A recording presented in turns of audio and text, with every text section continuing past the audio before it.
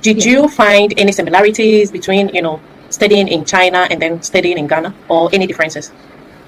Um, Similarities, I would probably say when it comes to the seriousness of the courses that we take. Mm. So in Ghana, for instance, when you go to class, I mean, they make it compulsory for you to go to class. Yeah. And if you don't go to class, it goes against you. Either they deduct you some marks. I can't remember there was this teacher of ours back in China. He used to do that because he knows international students don't sleep early. Because of the time differences. Usually when it is morning in Africa, it's night in China. When it's night in China, so some of the students oversleep and to class. So in order for him to curb that kind of behavior, he introduced that if you don't come to class, I'm going to deduct marks and all that. So I would say, I don't know if it is general with Chinese school, but that's the experience that I had with my going to class. And one thing that was peculiar, or the different method of studying, I would say, is the practicality. Myself, I majored in auditing. So back in school, when we were doing auditing and when we were reading auditing as part of the courses that we had to complete, personally, I didn't like it because it was more theoretical and the practicality was like very little or none. So I didn't really understand what was going on, or the whole concept of auditing, right?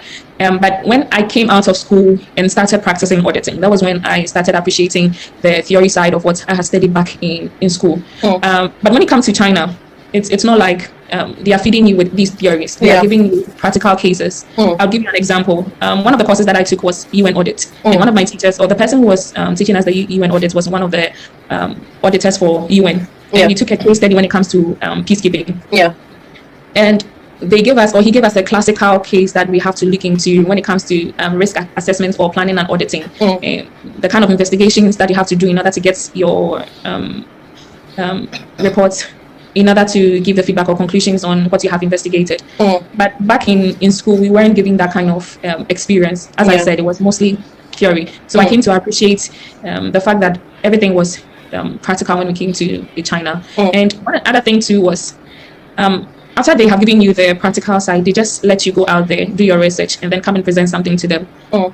But in Ghana, as you already know, most of our courses are like come and chew, and then you have an exam, and then score and pass. But in China, I didn't see that. So they just give you the freedom to go do your own research, and then write a paper as at the end of the term. So there was mostly like an examination at the end of the semester. I don't know if it is with other schools, but again, this is my experience at the school that I attended. And it was good for me. It allowed me to read broader and also put in words what I think, or my understanding of some of the concepts that I had read. And I think it was perfect. I wish most schools in Ghana would be doing more practical and less of theory, if possible.